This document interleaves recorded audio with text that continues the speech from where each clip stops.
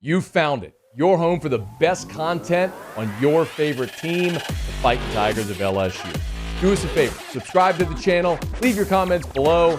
Be sure to smash that like button.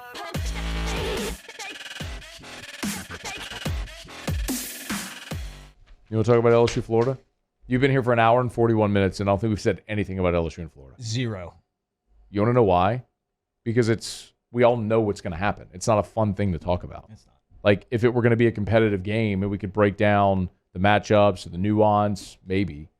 But I'll tell you, like, seriously, I mentioned this earlier in the week, and I know I mentioned this late in the season last year.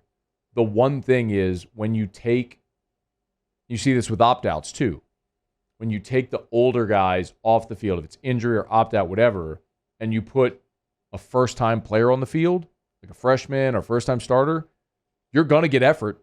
They're pumped to get their shot. You know what I mean? Mm-hmm. Like, they're not used to, like, this is their first time on the field.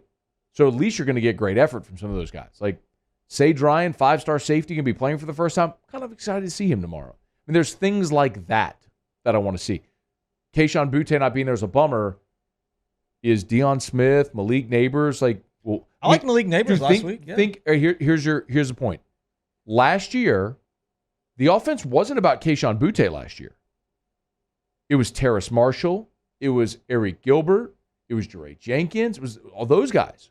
Well, Jamar Chase obviously opted out. Marshall opts out. Gilbert opts out. You go in the last 2 games of the season, Butte was the guy. He was the only one left. He was like, all right, bro, here's your shot. And he balled out in those 2 games, right?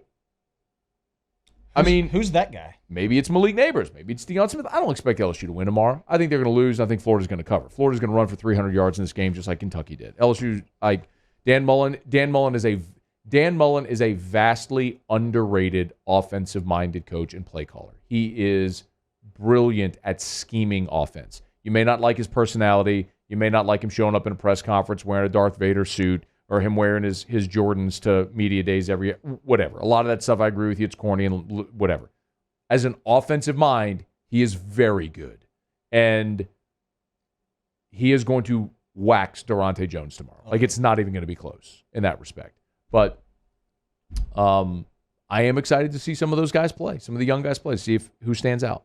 And one other thing I'll tell you, do you realize Damone Clark is number 3 in the country in tackles? I did not know that.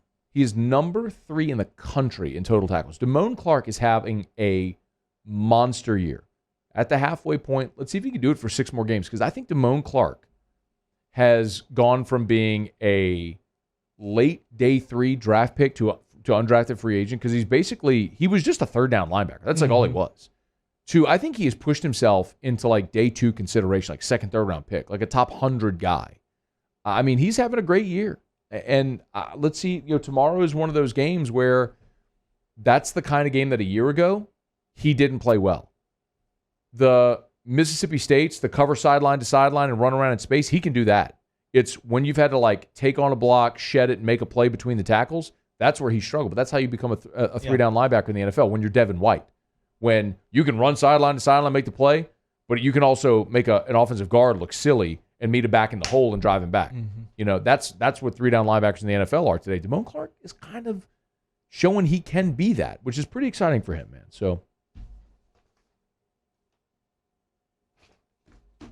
he's a big old boy too, Damone Clark. Do you think Ed Orgeron is going to be the coach on Monday? Yes. What do you think happens? Bye week. It's kind of what I've always thought. Okay. I mean, it's done. He's gone. It's done. Right. He knows it too, already. But I don't know why you keep letting him be the coach.